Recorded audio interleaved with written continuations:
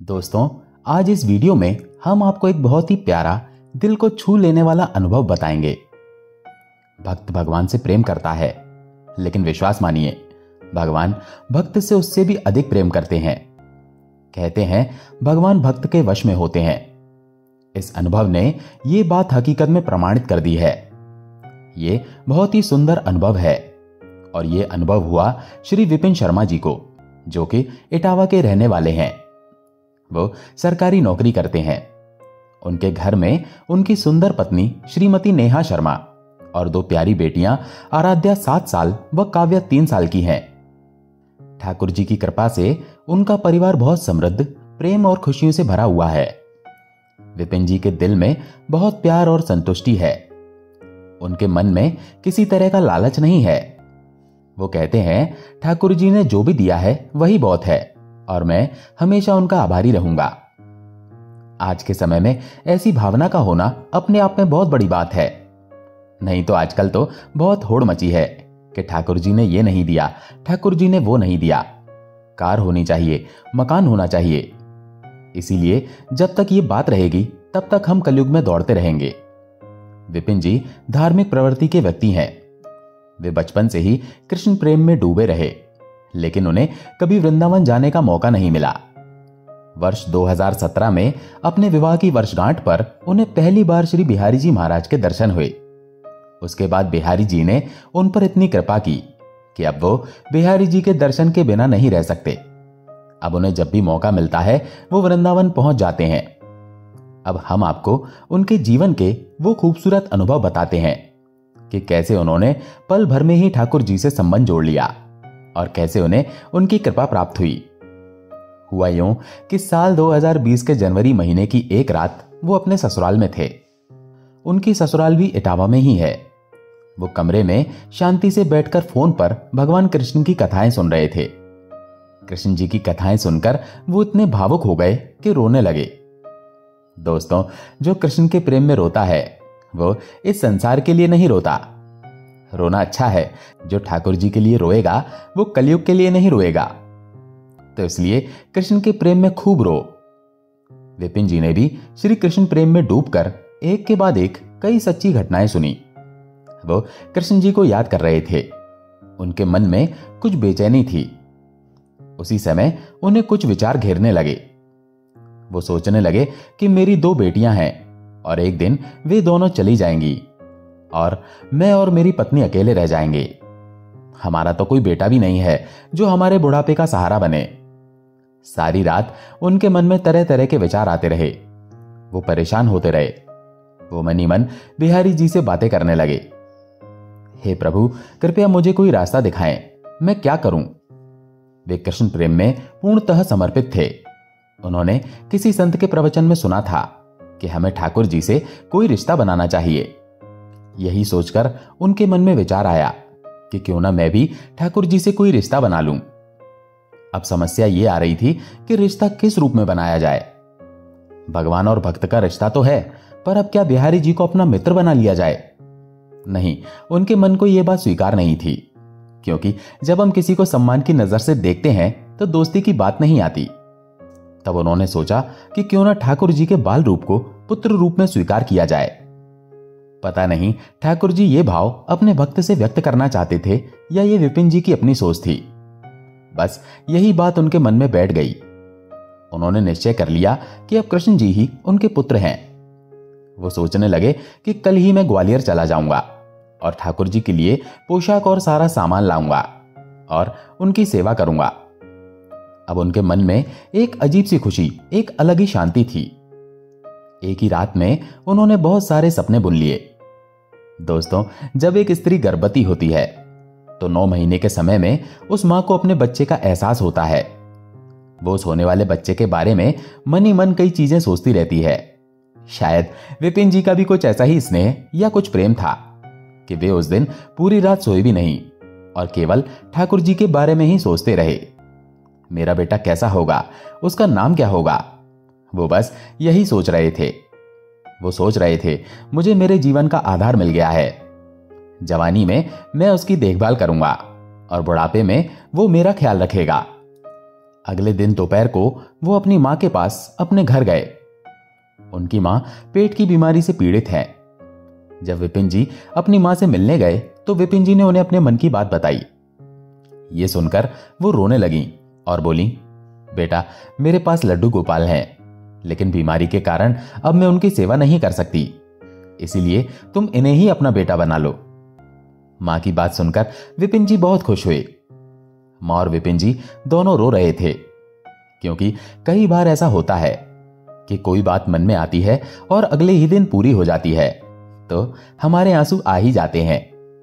गोपाल जी के जाने से माताजी रो रही थी और विपिन जी खुशी से रो रहे थे। कैसे बिहारी जी ने एक ही रात में सब कुछ अपने आप कर लिया। इससे पता चलता है कि ठाकुर जी भी विपिन जी से प्रेम करते थे, चाहते थे कि वे उनकी सेवा करें। ये अपने आप में एक चमत्कार है कि एक रात पहले ही ये विचार उनके मन में आया और एक रात बाद सब कुछ हो गया। यानी अचानक से काम बन जाना भी अपने आप में बड़ा चमत्कार है। वो बिना देर किए गोपाल जी को साथ लेकर ग्वालियर आ गए। वो उस समय अपनी नौकरी के कारण ग्वालियर में अकेले रह रहे थे। उन्हें जो भी समय मिलता वे पूरी निष्ठा से गोपाल जी की सेवा करते। उन्हें बहुत अच्छा महसूस होने लगा। वो बहुत हल्का महसूस करने लगे। जब वो गोपाल जी को सब कुछ बता देते थे तभी उनका मन हल्का होता था। ऑफिस में जो भी बात होती थी उन्हें गोपाल जी से हर वो बात शेयर करनी पड़ती थी। विपिन जी ने अपने बेटे यानी लड्डू गोपाल का नाम माधव रखा। अब उनकी 2 बेटियां और एक बेटा है। उनकी पत्नी नेहा जी भी लड्डू गोपाल जी को अपना बेटा मानती हैं और दोनों बेटियां आराध्या और काव्या उन्हें भाई कहकर बुलाती हैं, राखी भी बांधती हैं। विपिन जी कहते हैं, मेरा माधव बहुत चंचल है। काम के कारण कभी कभी सेवा में कमी रह जाती है तो मेरा बेटा माधव मुझे इसका एहसास कराता है। इन एहसासों ने हमारे रिश्ते को मजबूत बनाया है। विपिन जी और उनके बेटे माधव के बीच रिश्ता इतना मजबूत हो गया है कि विपिन जी जहां भी तीर्थ यात्रा के लिए जाते हैं उनका बेटा उनके साथ जरूर जाता है। विपिन जी बताते हैं कि मैं और मेरा बेटा एक दूसरे के साथ का आनंद लेते हैं। ऐसे ही समय बीतता गया। 2021 में उनके जीवन में एक घटना घटी जो विपिन जी और उनके साथियों के लिए किसी चमत्कार से कम नहीं थी। हुआ यूं कि वो अपने परिवार और ऑफिस के 2 साथियों के साथ यात्रा पर निकले, जिसमें उनका एक साथी पहली बार तथा दूसरा साथी दूसरी बार श्री बिहारी जी के दर्शन की इच्छा से गए। वो और उनके साथी श्री महाकालेश्वर और ओमकारेश्वर ज्योतिर्लिंग के दर्शन करने के बाद 5 सितंबर 2021 को मथुरा पहुंचे। पहले दिन सभी ने श्री गोवर्धन जी महाराज की परिक्रमा करके रात को वहीं विश्राम किया। विपिन जी को जब भी समय मिलता वे वृंदावन जाते हैं, लेकिन उन्हें कभी बरसाना जाकर राधा रानी के दर्शन करने का मौका नहीं मिला। इस बार उन्होंने बिहारी जी से प्रार्थना की थी कि एक बार मुझे श्यामा प्यारी के दर्शन के लिए अवश्य भेजें। वे सभी 6 सितंबर 2021 को सुबह ही बरसाना के लिए रवाना हो गए। वहां पहुंचकर उन्होंने श्री राधा रानी के दर्शन किए। राधा रानी के दर्शन पाकर कोई भी व्यक्ति धन्य हो जाता है। राधा रानी की कृपा और उनके दर्शन पाकर सभी बहुत प्रसन्न हुए। 6 सितंबर की रात को उनका वापसी का रिजर्वेशन था, इसीलिए वो जल्दी जल्दी सभी जगह घूम रहे थे। परसाना से वे नंदगांव पहुंचे और वहां ऑटो से उतरकर नंदीश्वर पर्वत पर स्थित नंद बाबा मंदिर के दर्शन करने चले गए। जहां से मंदिर की सीढ़ियां शुरू होती हैं उससे थोड़ा पहले ही वहां गली में एक बूढ़ी अम्मा का घर था और वो घर के बाहर बैठी हुई थी। उस अम्मा ने उनसे कहा, लाला, आगे से सीढ़ियों का रास्ता है, सामान लेकर जाने में परेशानी होगी, इसलिए अगर तुम चाहो तो अपना सामान यहीं रख दो, जब वापस आओगे तो ले लेना। अब आज के समय में किसी का इस तरह मदद के लिए कहना भी थोड़ी अजीब बात है। वो वृद्धा बहुत भक्ति में लग रही थी, इसीलिए किसी को कोई संदेह नहीं हुआ।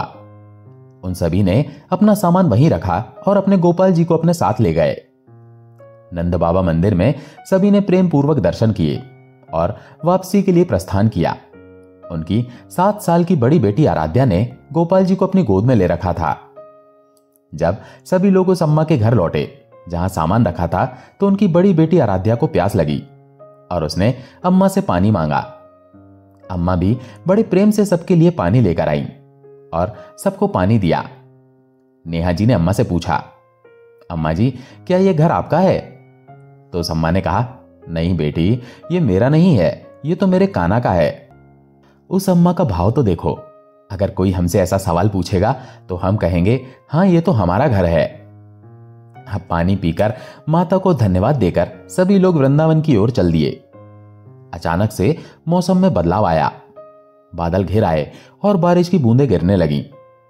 अभी तक मौसम एकदम साफ था, अचानक पता नहीं कैसे बारिश में कैसे बदल गया। पता नहीं क्यों, समझ ही नहीं आ रहा था। खैर, वो सभी ऑटो लेने के लिए निकल गए। उस घर से ऑटो स्टैंड की दूरी करीब 300 मीटर थी। बारिश के डर से वे सभी जल्दी से ऑटो स्टैंड पहुंच गए। उनके पहुंचते ही बारिश भी तेज हो गई। वहां एक ऑटो वाला मिला जो वृंदावन जाने के लिए तैयार खड़ा था, जिसमें पहले से ही कुछ सवारियां बैठी हुई थीं। ऑटो वाले ने पूछा कि कहां जाओगे? तो विपिन जी ने कहा, वृंदावन जाना है। वो ऑटो वाला जाने को तैयार हो गया। जब सब लोग बैठने लगे तो एकदम से बारिश बहुत तेज हो गई। ऑटो चालक ने कहा, भैया, ऐसी स्थिति में जाना संभव नहीं है, क्योंकि आप और आपका सामान भीग जाएगा। आप सभी लोग कुछ देर किसी चीज की छाया में खड़े हो जाओ, जब बारिश बंद हो जाएगी तो हम चलेंगे। वे सभी एक तरफ खड़े होकर बारिश कम होने या रुकने का इंतजार करने लगे। छोटी बेटी काव्या, जो 3 साल की थी, थोड़ा परेशान हो रही थी। इसी बीच बारिश थोड़ी धीमी होने पर ऑटो ड्राइवर ने सीट साफ की और सामान लाने को कहा। लेकिन जैसे ही वे सामान लेकर चलने लगे तो देखा कि बारिश फिर भयानक रूप से तेज हो गई। सब लोग फिर रुक गए और सोचने लगे कि ये क्या हो रहा है। इसी बीच अचानक एक गाड़ी वहां रुकी, जिसमें से एक महिला उतरी और अपने हाथों में लड्डू गोपाल जी की टोकरी लेकर नीचे उतरी। उन्हें देखकर नेहा जी चौंक गईं और उन्हें अपने लड्डू गोपाल याद आए। उन्होंने पूछा, हमारे माधव कहां हैं? पत्नी की बात सुनकर विपिन जी भी चौंक गए। सभी एक दूसरे की ओर देखने लगे। ऐसा लग रहा था मानो विपिन जी के शरीर में जान ही नहीं है। उनके गले से आवाज ही नहीं निकल रही थी। आंखें एकदम लाल हो गई थीं, जैसे अभी आंसू आ जाएंगे। सब लोग इधर उधर देख रहे थे। नेहा जी ने कहा कि हम रास्ते में कहीं नहीं रुके। मंदिर से वापस आते समय कान्हा की टोकरी हमारे हाथ में ही थी। रास्ते में बस उस अम्मा के घर से सामान लिया और पानी पिया। अब विपिन जी भारी बारिश में अम्मा के घर की ओर भागे। जैसे ही विपिन जी ने यह सुना, वो बिना किसी से कुछ कहे वहां से भाग गए। कुछ ही मिनटों में वो अम्मा के पास पहुंच गए। वो पूरी तरह भीग चुके थे। उन्होंने अम्मा से कहा, अम्मा, क्या मेरा माधव तुम्हारे पास है? अम्मा ने कहा, चिंता मत करो बेटा, तुम्हारा ठाकुर यहां है। अब विपिन जी की जैसे जान में जान आई। उनकी सांसें जैसे थम गईं। वो रोने लगे। उन्होंने अपने माधव को गोद में ले लिया और प्यार करने लगे। विपिन जी सोचने लगे, मेरे माधव ने ये बारिश करवाकर मुझे बुलाया था, लेकिन हम मूर्ख थे जो समझ ही नहीं पाए कि अचानक बेमौसम बारिश क्यों हो गई। अम्मा भी रो रही थी। बोली, बेटा, मैं बहुत परेशान थी, मुझे समझ नहीं आ रहा था मुझे कहां जाना चाहिए, मुझे क्या करना चाहिए। मेरे पास तेरा नंबर नहीं था, तेरा ठिकाना नहीं था। तेरे लाला को लेकर कहां जाऊं, मुझे कुछ समझ नहीं आ रहा था। मुझे यह भी नहीं पता था कि तुम कहां जाओगे। विपिन जी अपने माधव को प्यार से देख रहे थे। कान्हा चाहते तो अपने गांव नंदगांव में भी रह सकते थे, लेकिन गोपाल जी ने विपिन जी का साथ नहीं छोड़ा। जब विपिन जी अपने गोपाल जी के साथ अम्मा के घर से बाहर आए तो बारिश एकदम रुक गई, मानो हुई ही ना हो। विपिन जी ने वापस आकर पूरी बात बताई तो ऑटो ड्राइवर ने भी कहा, जब तुम्हारे ठाकुर जी यहीं रह गए तो तुम्हें कैसे जाने देते? तुम्हें रोकने के लिए अचानक से बारिश हो गई।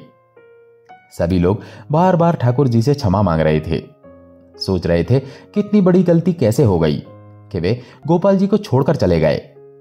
सभी के लिए अचानक हुई ये बारिश किसी चमत्कार से कम नहीं थी। तो दोस्तों, ऐसे हैं हमारे ठाकुर जी। वो प्यार करते हैं तो पूरा करते हैं, आशीर्वाद देते हैं तो पूरा देते हैं। आप जैसा भाव उनके साथ रखते हैं तो वो भी उसे निभाने में कोई कमी नहीं छोड़ते। दोस्तों, याद रखें, हम जब ईश्वर से कोई रिश्ता बनाते हैं, चाहे पुत्र का, चाहे पिता का, चाहे मित्र का, तो वो रिश्ता एक तरफा नहीं रहता। वो भी उसे पूरा निभाते हैं। बस दिल से पुकारो, वो बारिश बनकर, झूले की हलचल बनकर सपने बनकर बुलाते हैं, मैं तेरे साथ हूं। तो आज से ही उनके साथ एक सच्चा रिश्ता जोड़ो और देखो ठाकुर जी उसे कैसे निभाते हैं। दोस्तों, आशा है ये कहानी आपको पसंद आई होगी। अगर पसंद आई हो तो वीडियो को लाइक करके कमेंट में जय श्री कृष्ण जरूर लिखें। चैनल पर अगर पहली बार आए हैं तो चैनल को सब्सक्राइब जरूर करें। जय श्री कृष्णा।